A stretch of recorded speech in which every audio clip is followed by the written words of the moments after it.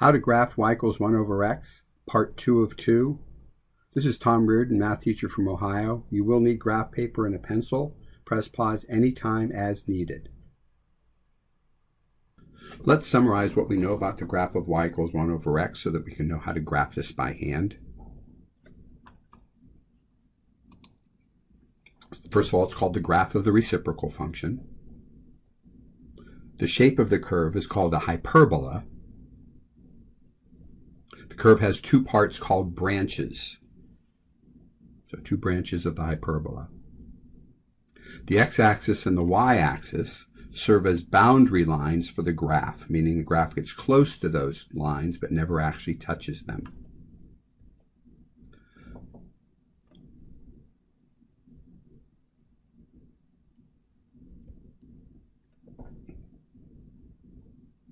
So here's the x-axis in dotted green. This is called an asymptote. We don't use the word boundary line, but so it serves as one. We call it an asymptote, spelled a little bit peculiar. And it's also the equation y equals 0. The dotted brown line is also called an asymptote, the y-axis, and its equation is x equals 0. So those are the asymptotes for this.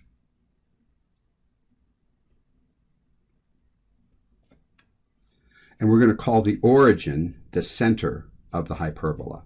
We have a place like to start, and you'll see that when we go to graph it. So how to graph y equals 1 over x using the reciprocal dance? First step is to identify the center point, which in this case is the origin. And then from there, we plot 3 key points in the first quadrant.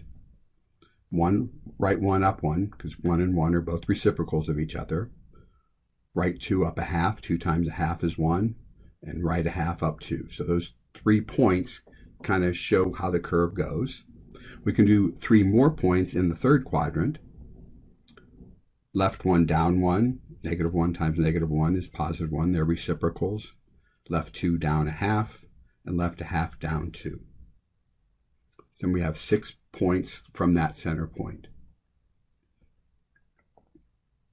From here, we're going to draw the horizontal and vertical asymptotes as dashed or dotted lines and label their equations. So we've got the x-axis here, which is really y equals 0. And we've got the vertical y-axis, which is really x equals 0. And we want to draw the curve, connect the points, and extend.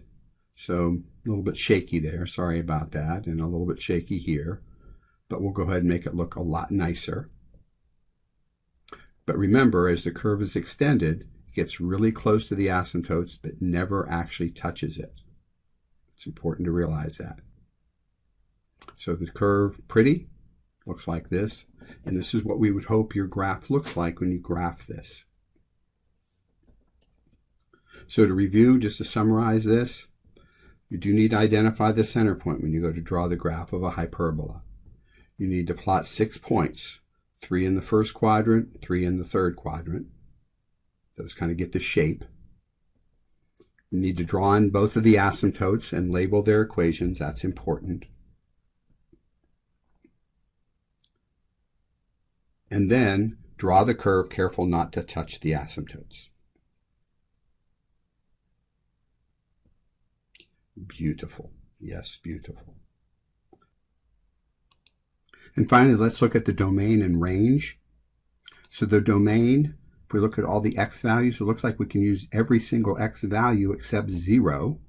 So it's going to be all real numbers except 0, and this is how we write it. The set of all x, such that x is a member of the reals. X cannot be 0.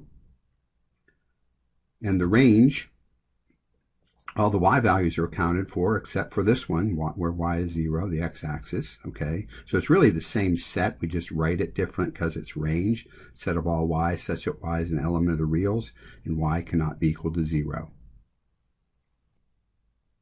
Where can you see hyperbolas in the world?